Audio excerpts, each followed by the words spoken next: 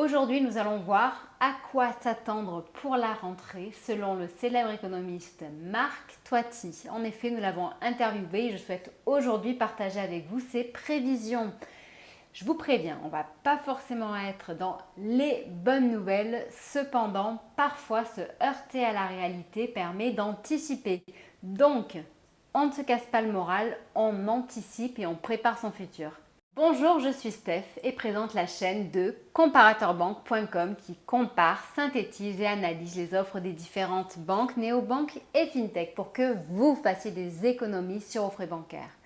Aujourd'hui, nous allons parler économie d'une manière globale, mais directement en lien avec votre argent et votre budget. Donc, je pense vraiment que cela peut vous intéresser. Si c'est le cas, abonnez-vous à cette chaîne, likez la vidéo, partagez-la, posez vos questions en dessous ou partagez votre expérience.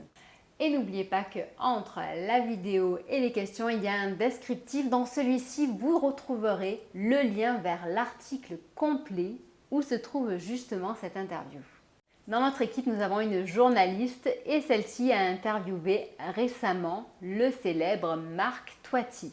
Marc Toiti est un journaliste de renom qui ose dire les choses et qui est donc président de la société À ses défis, mais également l'auteur de 8 best-sellers en économie. Lors de l'interview, il est tout d'abord parti du constat. Le constat étant que le pouvoir d'achat des Français est mis à mal. Certes, nous l'avons vu la semaine dernière, Bruno Le Maire nous annonce, nous confirme et clame haut et fort que l'inflation ralentit. Je vous remets cette vidéo car je ne m'en lasse pas. Vous êtes sûr que l'inflation va baisser? Oui, je suis sûr que l'inflation va baisser. J'ai dit que l'inflation baisserait cet été. Votre reportage le montre très bien. L'inflation commence à baisser. Cette baisse de l'inflation devrait s'accentuer. Et donc, Marc Toiti, justement, ajoute des éléments qui sont vraiment essentiels à comprendre.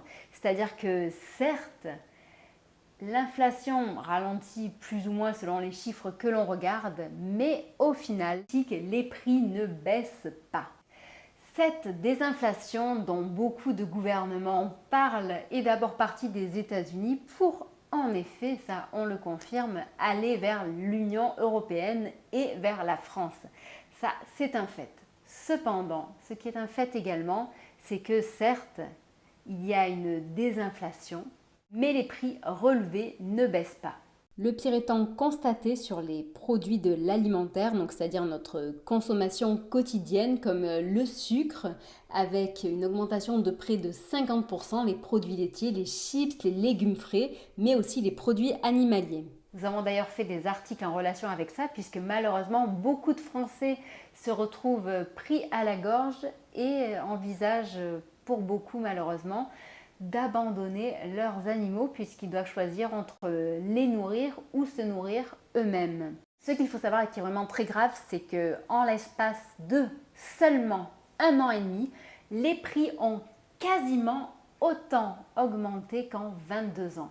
À Marc Toiti de rajouter et de préciser que c'est une hausse historique en France. Lors de l'interview, il nous a donné de nombreux exemples concrets avec des chiffres qui valent mieux qu'un long discours. Donc on ne rêve pas. En 1 an et demi, les prix ont augmenté quasiment autant qu'en 22 ans et il précise même que c'est quasiment autant qu'en 32 ans. Donc c'est pour cette raison que les Français se sentent vraiment appauvris et cela va certainement durer, même si, précise-t-il, une baisse corrective des prix est inévitable. Donc pour la rentrée, on peut se demander si justement ces prix vont continuer à stagner ou augmenter. On peut se demander si on va parler de récession en France, si on va parler de baisse de la notation. Et donc, Marc Toiti nous a répondu à ce sujet. Donc, concernant les prix, selon lui, ça ne devrait pas beaucoup bouger. Concernant la récession, il faut savoir qu'en Allemagne et dans d'autres pays de l'Union européenne, on parle déjà de récession depuis fin 2022. Et la France, justement, eh bien, peut redouter de vivre dans quelque temps cette fameuse récession également. Une récession, c'est quoi? La récession, c'est une baisse de création de richesse, donc une baisse du PIB constatée sur 2 trimestres consécutifs. Jusqu'à présent, la France a connu 4 périodes de récession depuis 1970. Donc, autant vous dire que c'est quand même peu. Tout comme ce chiffre que je vous ai annoncé tout à l'heure, c'est quand même fou. En l'espace de 32 ans, les prix ont autant augmenté que lors de cette dernière année et demie. Mais que s'est-il passé? Qu'a fait notre gouvernement? Jusqu'à présent, la récession a été évitée avec le fameux « quoi qu'il en coûte ». Mais ce fameux « quoi qu'il en coûte », donc certes, nous a évité la récession, mais peut représenter un saut en arrière pour mieux s'enfoncer par la suite. En effet, la dette a augmenté d'une manière considérable, du jamais vu. Marc Toiti précise qu'en l'espace de 3 ans, la dette publique a augmenté de plus de 580 milliards d'euros. C'est donc, selon lui, facile d'éviter la récession à coup de chèque. On est dans une période aujourd'hui où beaucoup de choses baissent. Enfin, sauf ce qu'il faudrait. Le pouvoir d'achat, le nombre de ventes immobilières, l'activité économique. En revanche, face à ça, on a une hausse considérable des défaillances d'entreprises, comme on le disait tout à l'heure, une hausse des prix. Bref, nous sommes entrés vraiment dans un cercle pernicieux, un cercle vicieux qui nous mène tout droit vers la récession. Concernant la notation de la France, nous sommes passés de AA à AA-. Donc certes, la différence peut sembler pas forcément importante, cependant, aux yeux des autres pays, ce n'est pas un bon signe.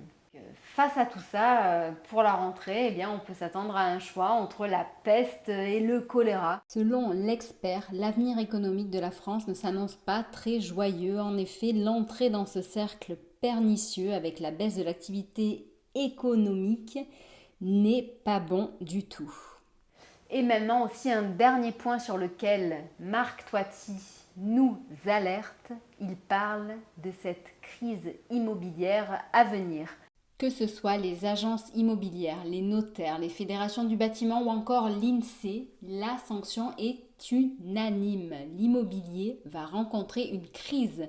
En effet, dans le secteur de l'immobilier, je ne sais pas si vous l'avez suivi, mais il y a eu énormément de changements, énormément de nouveautés. Le plus gros élément étant l'accès au crédit qui est devenu de plus en plus difficile avec près de 45%, 46% des refus. Les taux en immobilier qui augmentent, donc c'est-à-dire que dans tous les cas, même si jamais vous avez un accord, eh bien vous pouvez emprunter moins d'argent.